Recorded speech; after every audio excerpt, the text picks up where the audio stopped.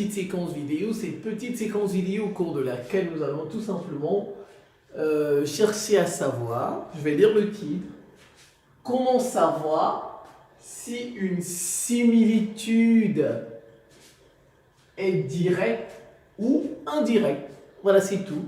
Ou indirecte. Comment savoir si une similitude est directe ou indirecte? Alors, c'est parti.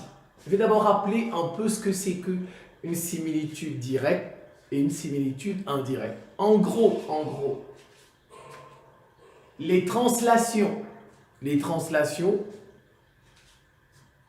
rotations, les homothéties, en fait, sont des similitudes directes.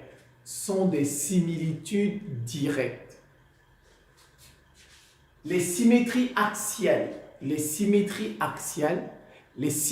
glissantes ou bien glissées sont des similitudes indirectes. Donc, je reprends les symétries axiales et les symétries glissées ou glissantes. Voilà, je vais reprendre.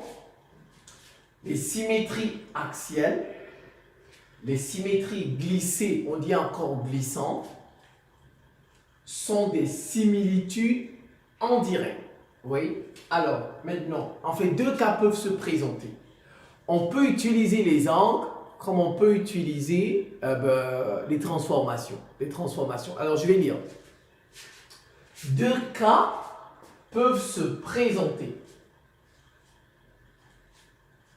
La similitude F est définie comme composée. Si la similitude qu'on vous donne, elle est définie comme une composée de similitudes directes et indirectes.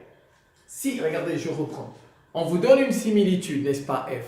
À l'intérieur, dans cette similitude, c'est une composée de similitudes directes et de similitudes indirectes. Alors, comment savoir si cette similitude-là qu'on vous a donnée, elle est directe ou bien indirecte? Je reprends. La similitude F est définie comme composée de similitudes directes et indirectes. Vous comptez tout simplement le nombre. Regardez.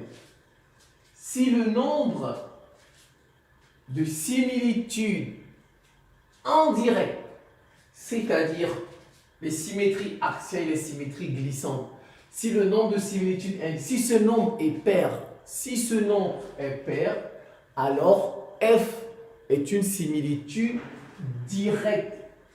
F est une similitude directe. Dans le cas contraire, si ce nombre est en paire, F est une similitude indirecte. Ça, c'est le premier exemple. Sinon, elle est indirecte. Je pense que ça, c'est clair. Le deuxième, vous regardez les angles. On dit soit A, B et C, 3 points. 3 points distincts. A', B' et C' sont leurs images respectives. Vous voyez? A', B' et C' leurs images respectives. Vous regardez les angles constitués de ces points. Si l'angle orienté ABAC, les vecteurs AB et AC, c'est égal au vecteur A'B', A'C', même chose, mais leurs images. Si c'est égal, alors la similitude, elle est directe. Et si c'est différent, alors la similitude, elle est indirecte tout simplement. Vous voyez, c'est très simple. Alors voilà un exemple, regardez. On nous a donné S pour similitude. S, c'est quoi? C'est la composée d'une symétrie, d'une homothétie et d'une rotation. Regardez, S ici. Oui, regardez bien, on a dit. Ça, c'est ce cas de figure, le premier exemple. La similitude F est définie comme composée. Ça, c'est une composée. Dans l'exemple que j'ai pris, c'est le premier point. Voilà, le premier point. Dans un autre exercice, on peut vous donner un exemple avec les angles. Alors, regardez, S, c'est quoi? C'est la similitude, n'est-ce pas? Mais ici, c'est quoi cette similitude? C'est une composée. C'est une composée d'une symétrie axiale qui a pour axe AB d'une homothétie qui a pour centre A et de rapport 2, et d'une rotation qui a pour centre A et d'angle pi sur 3. Oui, maintenant vous regardez, vous connaissez votre leçon. On nous a dit les translations, les rotations, les homothéties sont des similitudes directes.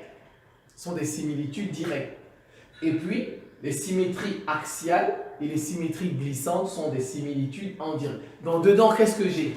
J'ai une indirecte et j'ai deux directs. Voilà, j'ai deux directs.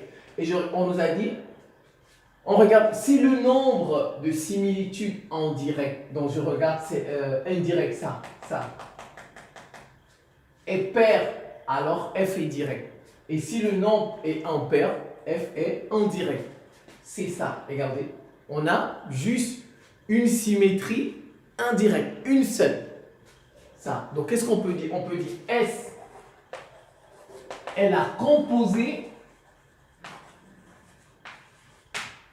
de deux symétries directes, de deux similitudes, autant pour moi, de deux similitudes directes, de deux similitudes directes. La rotation et l'homothétie, vous êtes d'accord? Et d'une similitude indirecte. Et d'une similitude indirecte. Alors, indirect, il y en a combien? Une. C'est quoi? C'est impair. C'est impair. Donc, S est une similitude indirecte. Donc,